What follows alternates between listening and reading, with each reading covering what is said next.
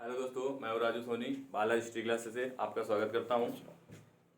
आज हम लोग पढ़ेंगे इतिहास। ठीक है, इतिहास में हम लोगों को चैप्टर होगा मुगल साम्राज्य। तो आइए देखते हैं मुगल साम्राज्य।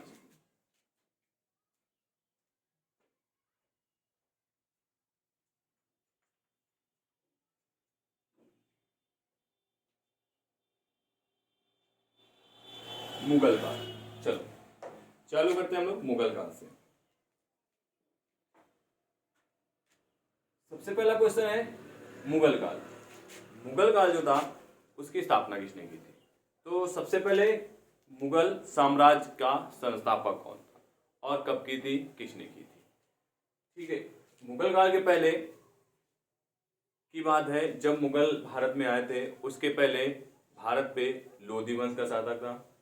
और जब मुगल आया था उस मुगल का नाम था बाबर। ठीक है, और बाबर ने आया था तो एक लोधी वंश का शासक था इब्राहिम लोधी, तो उससे उसने युद्ध किया था। ठीक है, और युद्ध करने के बाद इब्राहिम लोधी को पराजित कर दिया। और पराजित करने के बाद एक इब्राहिम लोधी ऐसा शासक था दिल्ली सल्तनत का जो युद्ध में मारा गया था। दिल्ली सल्तनत का ऐसा प्रथम शासक जो युद्ध में मारा गया था इब्राहिम लोधी, वो युद्ध में मारा गया था। और वहां से जो बाबर था उसने दिल्ली की गद्दी पे वो बैठ गया था और भारत में उसने अपना मुगल साम्राज्य स्थापित कर दिया। तो चलिए चालू करते हैं हम लोग मुगल काल से। पहला क्वेश्चन ये है कि मुगल साम्राज्य की स्थापना किसने की थी? ठीक है, मुगल साम्राज्य की स्थापना हर एक व्यक्ति और हर एक बच्चे को ये पता होगा, हर एक स्टूडेंट को ये पता होगा मुगल साम्राज्य की स्थापना किसने की थी। तो उस व्यक्ति का नाम था बाबर। ठीक है, अब क्वेश्चन यहां से ही नहीं खत्म होता बाबर से। क्वेश्चन यहां से खत्म होता है कि जो बाबर था उसका पूरा नाम क्या था। उसका पूरा नाम क्या था? तो उसका पूरा नाम जहीरुद्दीन बाबर था।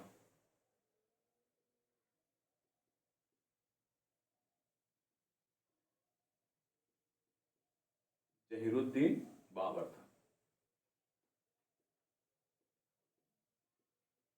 जहीरुद्दीन बाबर था, बाबर का पूरा नाम। इसने क्या किया था? इसने बाबर ने मुगल साम्राज्य की स्थापना की थी। ठीक है, अब यहाँ पे हम लोग मुगल का पहला बादशाह था तो हम लोग पढ़ते हैं बाबर के बारे में। ठीक है, अब बाबर जो था वो कब से कब तक दिल्ली गद्दी बैठा था? तो 1526 से और 1530। एग्जाम में आपसे क्वेश्चन ये भी पूछा जाता है कि बाबर का जो समय है वो बताइए, वो कब से कब तक रहा था, उसने कब से कब तक शासन किया था? तो 1526 से 1530 तक उसने शासन किया था। किसने? बाबर ने। बाबर पहला मुगल था जिसने भारत में मुगल वंश की स्थापना की थी। तो मुगल साम्राज्य की स्थापना जहीरुद्दीन मोहम्मद बाबर ने की थी। कब की थी? 1526 ईस्वी में। 1526। अब 1526 के पहले भारत पे किसका शासन था? तो बाबर ने ये 1526 में एक युद्ध लड़ा था। उस युद्ध का नाम था पानीपत का प्रथम युद्ध।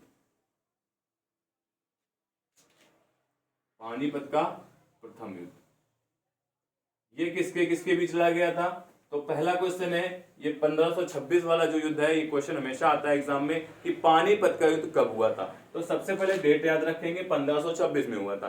अब क्वेश्चन ये कहां हुआ था? पानीपत में हुआ था। अब दूसरा क्वेश्चन यहीं से ये बनता है कि किसके किसके बीच हुआ था, क्योंकि युद्ध होगा तो दो व्यक्ति हो गए ना। तो पहला था इब्राहिम लोधी और दूसरा था बाबर। इब्राहिम लोधी और बाबर के बीच युद्ध हुआ था जिसमें बाबर क्या हुआ था? विजय हुआ था, जिसमें बाबर की जीत हुई थी। और इब्राहिम लोधी एक दिल्ली सल्तनत का एक ऐसा शासन था जो युद्ध भूमि में मारा गया था।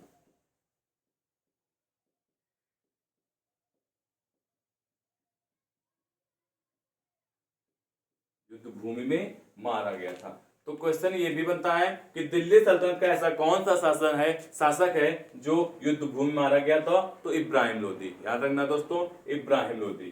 तो पानीपत का प्रथम युद्ध। अब यहीं से क्या हुआ, 1526 ईस्वी से ही मुगल साम्राज्य भारत में स्थापित हो गया। भारत में स्थापित हो गया। और किसने किया, बाबर ने। चलो अब थोड़ा सा बाबर के बारे में जान लेते हैं कि बाबर कौन था। तो सबसे पहले दोस्तों बाबर कौन था, तो बाबर का सबसे पहले पूछ देते हैं कि बाबर का पूरा नाम क्या था। तो जहीरुद्दीन बाबर था। ठीक है, इसके आगे आगे चलते हैं हम लोग। इसने क्या किया था, मुगल साम्राज्य की नींव डाली थी। अब क्वेश्चन, जो बाबर था उसकी पहले थोड़ा सा पीछे जाते हैं कि बाबर कौन था। तो एक फरगना था, फरगना के शासक थे। इसके बाबर के पिता, उन जो बाबर के पिता थे उनका क्या नाम था, तो उनका नाम था, फरगना के शासक कौन थे, उमर शेख मिर्जा। जो उमर शेख मिर्जा थे ये कौन थे, ये थे हमारे बाबर के पिता थे। बाबर के पिता थे उमर शेख मिर्जा। ये उमर शेख मिर्जा, आपको क्वेश्चन यहां से भी एक बनता है कि बाबर के पिता का नाम, तो बाबर के पिता का नाम उमर शेख मिर्जा। दूसरा पॉइंट बनेगा इनकी माता, माता का नाम, जो बाबर की माता थी वो कौन थी,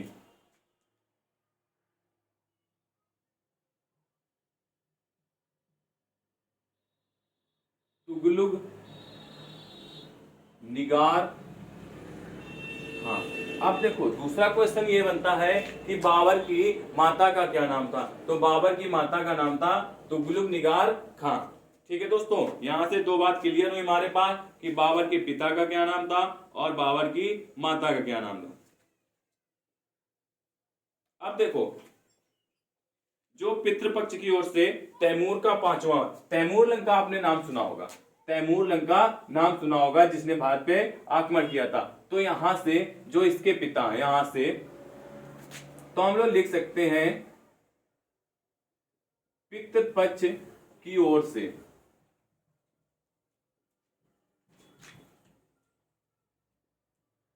तैमूर का पांचवा वंशज था। जो तैमूर लंग भारत पे आया था उसका पांचवा वंशज था। ठीक है, अब देखो माता, जो ये माता है तो यहां क्या लिखते हैं, मातृ पक्ष की ओर से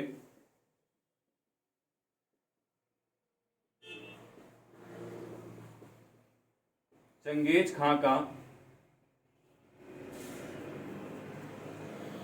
चौदहवां वंशज था। तो हमें एक बात और ज्ञात हुई कि ये जो बाबर था वो अपने पिता की तरफ से तैमूर का वंशज था और माता की तरफ से चंगेज खां का वंशज था। चलो इतना समझ में आया। बाबर के हम लोग बाबर के पहले बाबर के बारे में जान लेते हैं। ठीक है, अब इसके बाद देखो, इसके बाद हम लोगों ने इतना देख लिया। अब इसके बाद आगे चलते हैं, जो बाबर था, ठीक है, तो बाबर का जन्म कब हुआ था। पहला क्वेश्चन है कि बाबर का जन्म कब हुआ था, तो बाबर का जन्म भी देख लेते हैं। तो बाबर का जन्म कब हुआ था, अब हम लोग बाबर के बारे में ही पढ़ते हैं।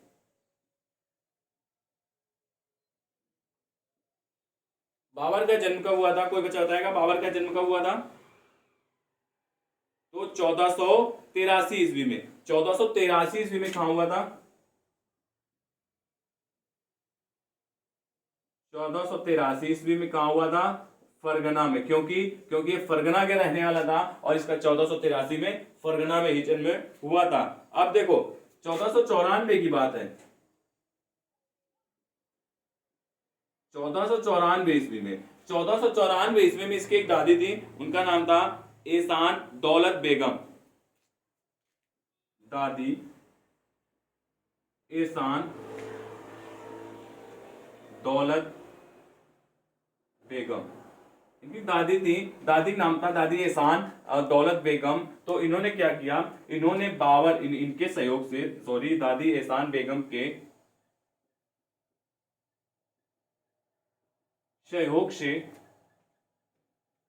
बाबर फरगना का शासक बना। मतलब जो फरगना का राजा जब बना था बाबर, उस समय इसकी मदद इसकी दादी ने की थी। और कब बना था? 1494 ईस्वी में।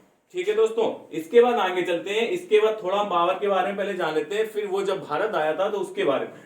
तो इन्होंने बाबर को 1494 में क्या हुआ, इसको फरगना का शासक बना दिया गया, फरगना की गद्दी पे इसको बिठा दिया गया। इसके बाद 1504 में क्या हुआ, इसने काबुल पे अधिकार कर लिया। ठीक है, चलो आगे चलते हैं हम लोग, नोट करते जाइएगा, अच्छा लगेगा पढ़ने में, आपको हिस्ट्री अच्छी आएगी। एक एक चीज हम आपको बताएंगे इसमें, ठीक है, बिल्कुल डीप से पढ़ाएंगे, एक एक चीज बताएंगे।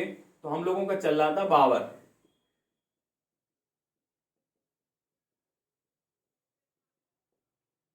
ठीक है, ये भारत, ये जब भारत में आया था उसने मुगल साम्राज्य था तब कर लिया चाहिए। ठीक है, चलो 1504 में क्या किया इसने, काबुल पर। तो 1504 की बात है, 1504 ईस्वी में काबुल पर अधिकार कर लिया। किसने अधिकार कर लिया? बाबर ने काबुल पर अधिकार कर लिया। बाबर ने क्या किया, काबुल को जीत लिया और काबुल पर अधिकार कर लिया। ठीक है, इसके बाद 1507 में बाबर ने पादशाह, एक उपाधि होती थी पादशाह, पादशाह की उपाधि।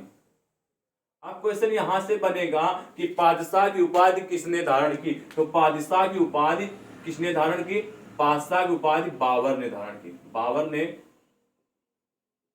धारण की। अब क्वेश्चन ये है, इसने ये उपाधि कब धारण की? तो 1507, 1507 में बाबर ने एक उपाधि धारण की, उसका नाम था पादशाह की उपाधि।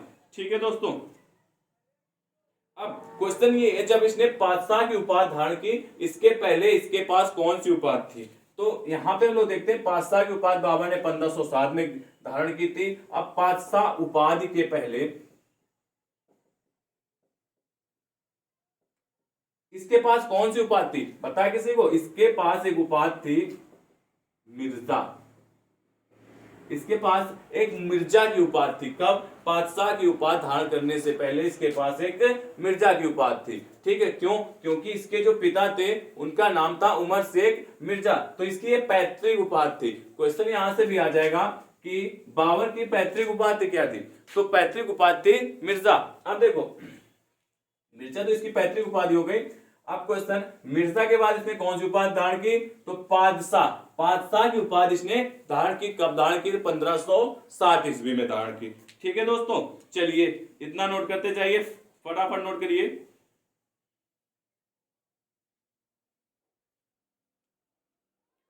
ठीक है, अब यहां पे भारत की बात आती है, इसने भारत पर कब आक्रमण किया?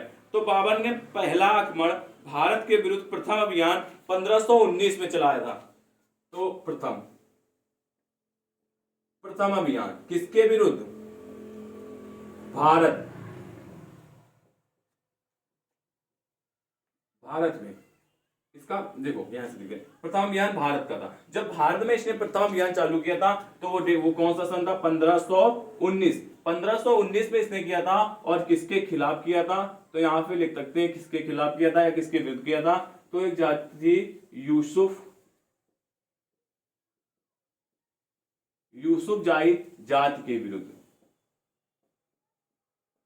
क्वेश्चन यहां से भी आ सकता है कि बाबर ने अपना पहला भारतीय अभियान किसके विरुद्ध लड़ा? तो यूसुफ जाई जाट के विरुद्ध इसने चालू किया था। कब चालू किया था? 1519 में। तो चलिए सब कुछ एक एक पॉइंट बाय पॉइंट नोट करते जाइए आप लोग। इसके बाद हम लोग आगे थोड़ा सा एक एक पॉइंट बाय पॉइंट आगे चल रहे हैं। चलिए फटाफट।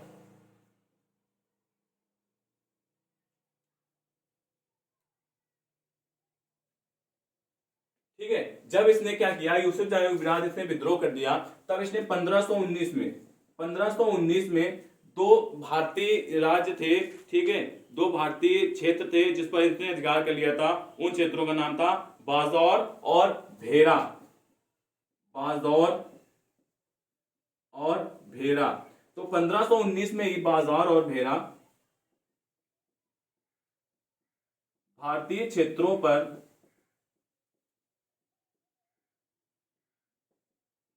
अधिकार कर लिया। क्या कर लिया? अधिकार कर लिया। इसने क्या किया? भारतीय क्षेत्रों पर तुरंत अधिकार कर लिया। कौन से? बाज़ौर और बेहद। क्वेश्चन यहां से फिर से एक क्वेश्चन बना आपके लिए कि बाबर ने जो सबसे पहला अभियान चालू किया था भारत के विरुद्ध, वो किस जात के खिलाफ था? तो यूसुफ जायवाद के विरुद्ध। अब क्वेश्चन फिर, भारत ने सबसे पहले कहां पे अधिकार किया? तो बाजार और भेरा में इसने बाबर ने 1519 में ही अधिकार कर लिया था। अब क्वेश्चन, जब इसने अधिकार कर लिया तो इसने एक यहां पे 1519 में ही बाबर ने तोप खाने का प्रयोग किया। किसका प्रयोग किया था? तोप खाने का प्रयोग किया। ठीक है, ये बात भी याद रखनी है, किसका प्रयोग किया था? तोप खाने का प्रयोग सबसे पहले कहां किया था? तो इसने बाज़ौर और भेरा, मतलब जब बाज़ौर और भेरा पर अधिकार किया था तब इसने 1519 में सबसे पहले तोप खाने का प्रयोग किया था। चलो इसको नोट करते जाइए, फिर आगे चलते हैं हम लोग। ठीक है, अब देखो 1526 की बात आती है। जब ये 1526 में भारत पे इसने आक्रमण किया, कहां पे? दिल्ली सल्तनत पे। तो उस समय हमने आपको बताया दिल्ली का गद्दी पे कौन बैठा था? इब्राहिम लोदी। तो उसको आप बोलिए हम लोग बाबर की तरफ चलते हैं। तो जो 1526 वाला था, 1526 का अभियान, बाबर का 1526 के अभियान में, तो ये कौन सा अभियान था? कौन से नंबर का था? तो ये 5वें नंबर का था। सबसे पहले याद रखना है कि 5वां अभियान था। कौन सा अभियान था? अभियान नंबर 5वां था। अब देखो इस अभियान में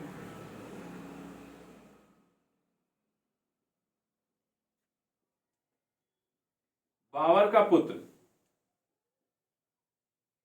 हुमायूं भी उसके साथ था। कौन था? हुमायूं भी उसके साथ था।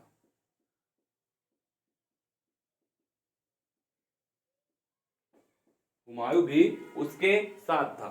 तो क्वेश्चन यहां पे बनता है कि जो ये 1526 में जो बाबर ने युद्ध किया था या आक्रमण किया था, अभियान चलाया था भारत के खिलाफ, तो कौन से नंबर का था? तो 5वें नंबर का था। और इसी अभियान में उसका पुत्र हुमायूं भी उसके साथ आया था। अब देखो बाबर के वैसे तो 4 पुत्र थे, ठीक है, लेकिन जो हुमायूं था वो उसके साथ आया था। इसके 4 पुत्र हुमायूं, ठीक है, कामरान, हिंदाल और अस्करी, ये 4 पुत्र थे, लेकिन हुमायूं इसके साथ इसमें आया था। ठीक है, आगे चलते हैं हम लोग। इतना नोट करते जाइए, फटाफट नोट करिए।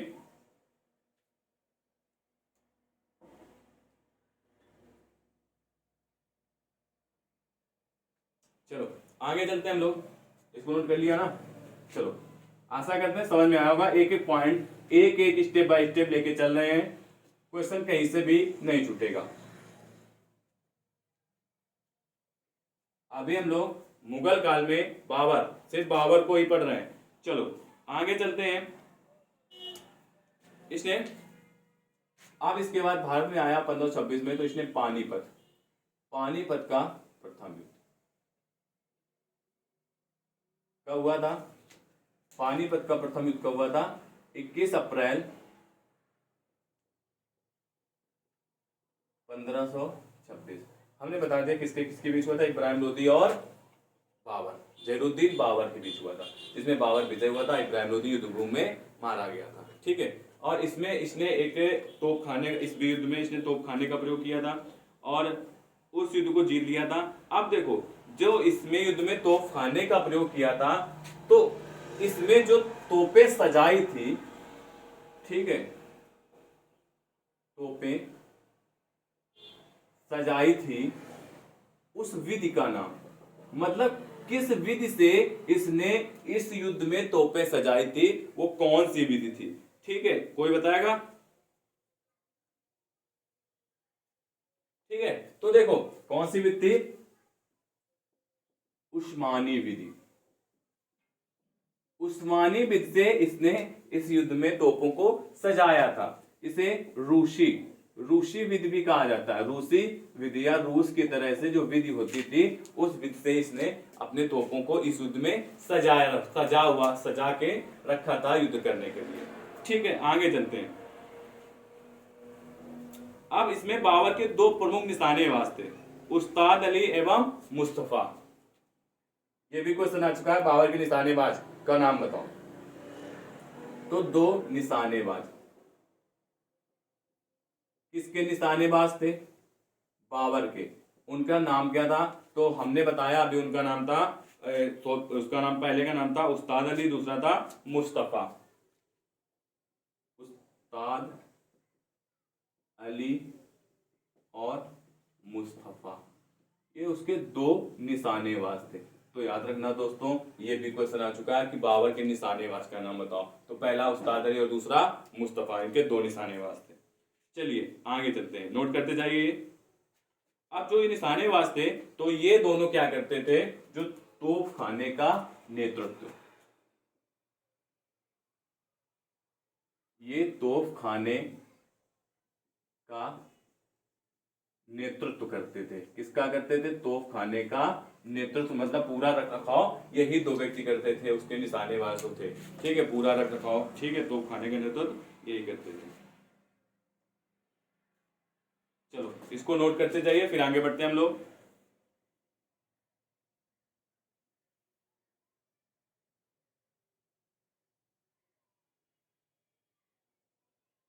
अब देखो कुछ पॉइंट और देखते हैं बाबर के बारे में। चलो यहीं से देख लेते हैं। 1526, 1527, 28, 29 और 1530। ठीक है, 1530।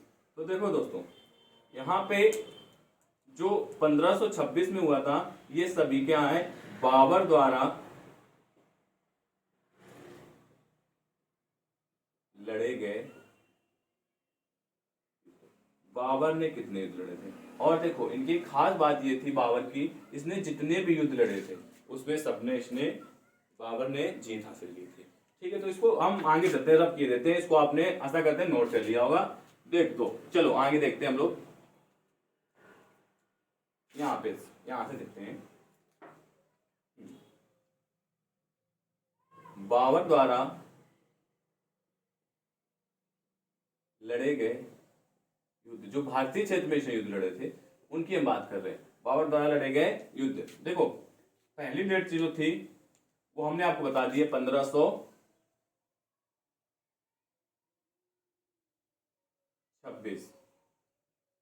ठीक है, दूसरी थी 27, 28, 29। तो देखो जो बाबर ने युद्ध किए थे, सबसे एक खास बात इसकी ये थी बाबर की, जितने भी बाबर ने युद्ध किए थे वो सभी बाबर ने जीते थे। बाबर सभी युद्धों में विजयी रहा था। तो यहाँ पे ये थे बाबर द्वारा लड़े गए युद्ध, सभी युद्धों में विजयी। जो युद्ध हमें ये दिखाई दे रहे हैं, इन सभी युद्धों में बाबर विजयी हुआ था। चलो देखते हैं। पहला युद्ध था 1526, ये किसके किसके बीच हुआ था? बाबर और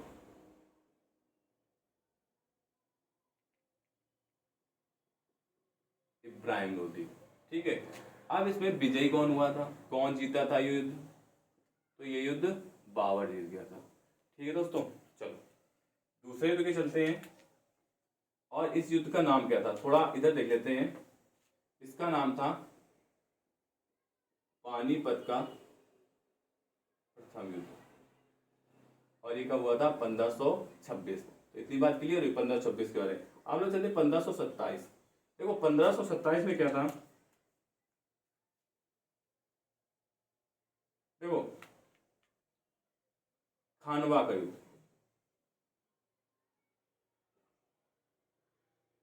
ये किसके किसके बीच हुआ था? राणा सांगा और बाबर। ये हुआ था राणा सांगा और बाबर के बीच। इस युद्ध को किसने जीता था? इसमें भी विजय जो हुआ था वो हुआ था बाबर।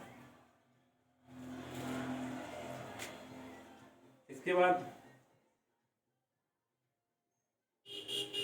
चंदेरी का युद्ध। ठीक है, चंदेरी, इसमें कौन जीत, इसमें ये किसके किसके बीच हुआ? मेदिनी राय और बाबर। इसमें कौन विजयी हुआ था? इसमें विजय बाबर ही हुआ था। ठीक है, आगे चलते हैं। ये हमारा चंदेरी का, देखो पहला है पानीपत का, खानवा का, चंदेरी का, फिर इसके बाद घाघरा का।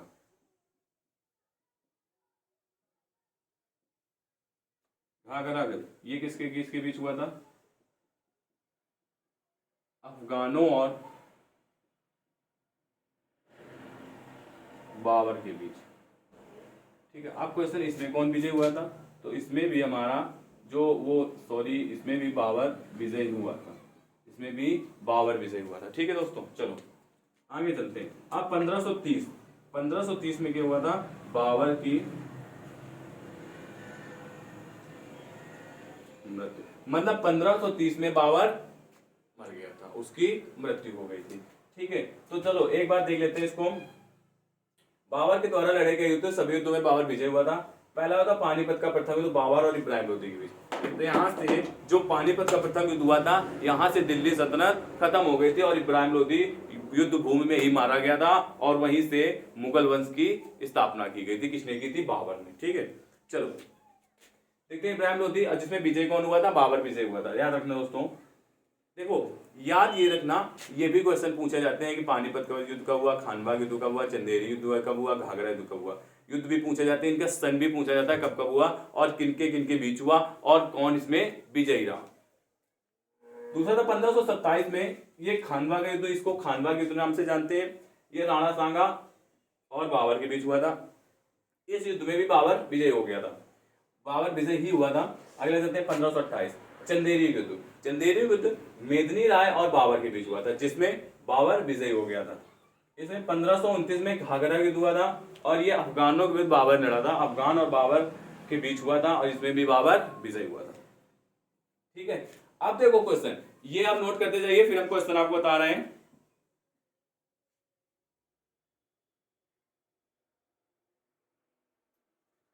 देखो जो खानवा का युद्ध था, इसको जब बाबर जीत गया था, तो इसको गाजी की उपाधि दी गई थी। यहां से गाजी की उपाधि। अब क्वेश्चन क्वेश्चन यहां से फिर एक बनता है कि किस युद्ध के बाद बाबर को गाजी की उपाधि दी गई? तो खानवा युद्ध के बाद बाबर को गाजी की उपाधि से, गाजी की उपाधि किसे दी गई? तो बाबर को। और किस युद्ध के बाद? खानवा के युद्ध के बाद। चलो ये भी एक हमारा पॉइंट बना।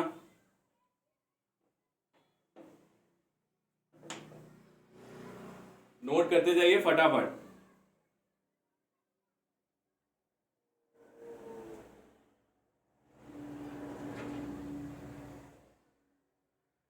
बाबर के पास देखो उपाधियां एक और थी, बाबर की उपाधि उसका हाँ याद आया, एक उपाधि और थी बाबर की, उस उपाधि का नाम था कलंदर की उपाधि। याद रखना, ये एग्जाम में बहुत पूछा गया है कि कलंदर की उपाधि किसे दी गई थी? तो बाबर को ये भी उपाधि बाबर को ही दी गई थी। ठीक है, चलो आगे चलते हैं। अब देखो ये तो बाबर की बात हो गई ना। ठीक है, अब जब देखो बाबर यहाँ पे क्या हुआ? बाबर की मृत्यु हो गई। जब बाबर की मृत्यु हो गई तो इसको कहां दफनाया गया? इसको कहां दफनाया गया? इसको आगरा के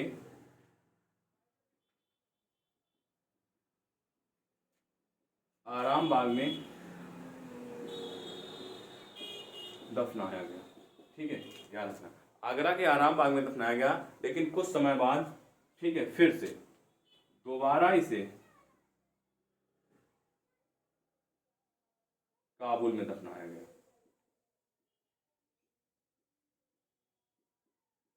क्यों? क्यों? क्योंकि इसकी मनपसंद जगह थी काबुल, तो आगरा में दफना दिया गया था, फिर इसको फिर दोबारा काबुल में दफनाया गया था। चलो नोट करते जाइए, फटाफट नोट करिए, क्वेश्चन ये एग्जाम में पूछे जाते हैं, पूछे हुए क्वेश्चन है। चलिए आगे चलिए, जल्दी जल्दी नोट करिए, फिर आगे बता रहे हैं।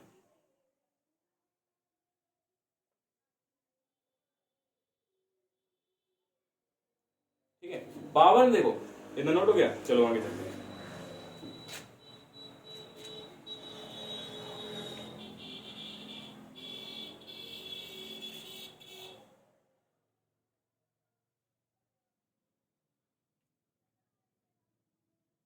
अब देखो, बाबर की एक थी आत्मकथा, ठीक है, बाबर की आत्मकथा का नाम भी पूछते हैं। बाबर की आत्मकथा, कोई बताएगा बाबर की आत्मकथा का क्या नाम था? बाबर की आत्मकथा नाम बताइए। चलो, बाबरनामा। बाबर की आत्मकथा का नाम था बाबरनामा, और इसको लिखा किसने था? तो इसको स्वयं बाबर ने ही लिखा था, ठीक है, इसको किसने लिखा था? स्वयं बाबर ने ही लिखा था, अपनी आत्मकथा स्वयं बाबर ने ही लिखी थी। अब क्वेश्चन, ये किस भाषा में थी? क्योंकि ज्यादा डीप, अगर आप एग्जाम देंगे ज्यादा डीप ले तो ये तो नॉर्मल ऊपर ऊपर क्वेश्चन है, अगर थोड़ा अच्छा एग्जाम देंगे तो क्वेश्चन आएगा ये किस भाषा में थी। तो बाबरनामा की भाषा क्या थी? तुर्की, ठीक है, ये तुर्की भाषा में लिखी गई थी। चलो, अब बाबरनामा में इसने केवल 5 मुस्लिम शासकों का उल्लेख किया था, बंगाल, दिल्ली, मालवा, गुजरात और बहमनी। तो कौन से थे? बंगाल, दिल्ली ठीक है, बंगाल, दिल्ली, मालवा, गुजरात और बहमनी, ठीक है। बाबर ने अपनी बाबरनामा जो ग्रंथ लिखा था, अपनी आत्मकथा, उसमें बंगाल, दिल्ली, मालवा, गुजरात और बहमनी राज्य का उल्लेख किया था, जो ये मुस्लिम राज थे, ठीक है, और हिंदुओं राज्य का भी उल्लेख किया था। तो अब कोई बताएगा ये तो मुस्लिम हो गए, अब उसने दो हिंदुओं राज्यों का उल्लेख किया था, वो हिंदू राज्य कौन थे? ठीक है, तो इसने मेवाड़ और विजयनगर। देखो क्वेश्चन, बंगाल, दिल्ली, मालवा, गुजरात, बहमनी, मुस्लिम राज्यों का उल्लेख बाबरनामा में किया गया। किसमें किया गया? बाबरनामा में किया गया। क्लियर हुआ? बाबरनामा में कितने? 5। आप क्वेश्चन ये पूछेगा कि बाबरनामा में कितने राज्य जो है, राज्य उसमें कितने राज्यों, जो मुस्लिम राज्य है उसमें कितने राज्यों को उल्लेख किया गया? तो 5 मुस्लिम राज्यों को उल्लेख किया गया, ठीक है। अब क्वेश्चन ये आता है हिंदू राज्यों का, तो 2 हिंदू राज्यों का उल्लेख किया गया। वो कौन कौन से थे? मेवाड़ और विजयनगर। किसमें किया गया? बाबरनामा की पुस्तक, सॉरी, बाबरनामा नामक किताब पुस्तक में किया गया। और किसने किया था?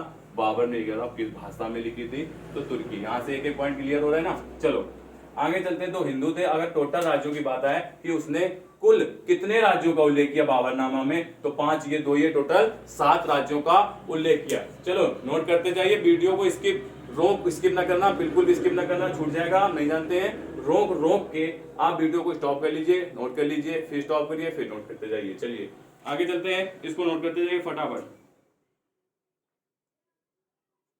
ठीक है। देखो, जो मुगलों की भाषा थी वो तुर्की थी जब बाबर आया था, फिर इसके बाद उसकी भाषा मुगलों की फारसी हो गई थी। तो आप क्वेश्चन यहाँ पे एक और बनता है कि बाबरनामा का फारसी अनुवाद किसने किया था? तो उस व्यक्ति का नाम था अब्दुल रहीम खान खाना, ठीक है। अब्दुल रहीम खान खाना ने क्या किया था? इसका फारसी है बाबरनामा का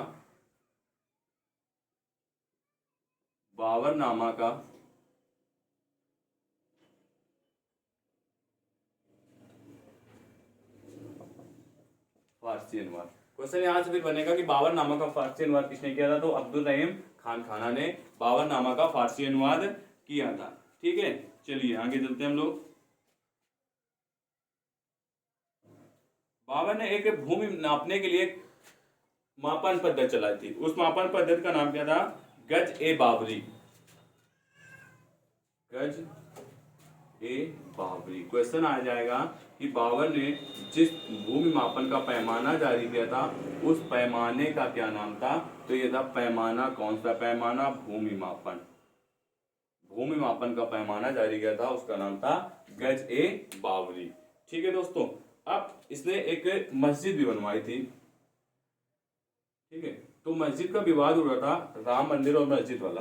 तो ये जो मस्जिद थी ये बाबर के समय ही बनाई गई थी। किसके समय? बाबर के समय बनाई गई। अब क्वेश्चन है इस मस्जिद को बनाया किसने था। ठीक है, इसका नाम था, इस मस्जिद का, पहले इस मस्जिद का नाम देखते हैं। इस मस्जिद का नाम था बाबरी मस्जिद। ठीक है, अब क्वेश्चन है जो बाबरी मस्जिद थी ये कहाँ थी, तो अयोध्या में बनी थी।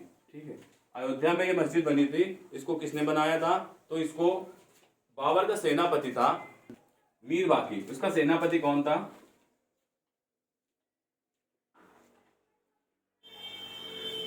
मीर बाकी। अब देखो क्वेश्चन यहां से आया कि जो बाबर के समय मस्जिद बनाई गई थी उसका नाम था बाबरी मस्जिद, और कहाँ बनी थी, अयोध्या। अयोध्या कहाँ पड़ता है, तो उत्तर प्रदेश में। ठीक है, उत्तर प्रदेश में। ठीक है, और उसका जो सेनापति था वो मीर बाकी था, जिसने इस मस्जिद का निर्माण कराया था। अब क्या जो मीर बाकी था उसने इस मस्जिद का नाम बाबरी मस्जिद क्यों रखा, क्वेश्चन, क्या बाबर के नाम के ऊपर रखा, बाबर के नाम के ऊपर बाबरी रखा, नहीं, गलत है। बाबर के नाम के ऊपर बाबरी इसका बिल्कुल भी नहीं रखा मस्जिद का नाम। इसका मस्जिद का नाम था बाबरी मस्जिद। तो उस बाबरी मस्जिद किसके नाम पे थी, ये मीर बाकी का ही नाम था। मीर बाकी का क्या नाम था, बाबरी। बाबरी नाम किसका था, तो बाबरी नाम था मीर बाकी का ही नाम था बाबरी। ठीक है, मीर बाकी जो था उसका नाम था बाबरी, उसने अपने नाम पे रखी। अब क्वेश्चन ये बाबरी क्यों नाम था, क्योंकि इसका नाम तो मीर बाकी था। बाबरी तो बाबर को कह सकते हैं ना, कि बाबर से बाबरी।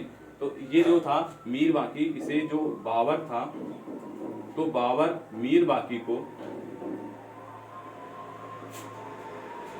बाबरी कह के बुलाता था, बाबरी कह के बुलाता था, याद रखना। ठीक है, जो बाबर था वो मीर बाकी जो उसका सेनापति था उसको बाबरी कहता था। क्यों, क्योंकि जो ये मीर बाकी था ये एक हिजड़ा था,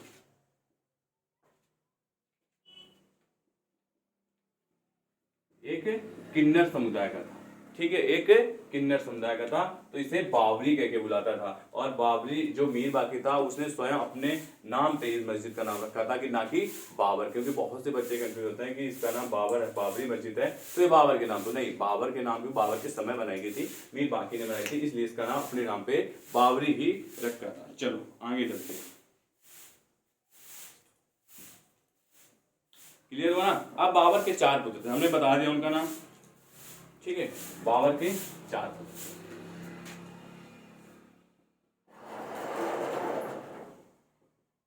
बाबर के 4 पुत्र कौन कौन थे, हुमायूं, हिंदाल,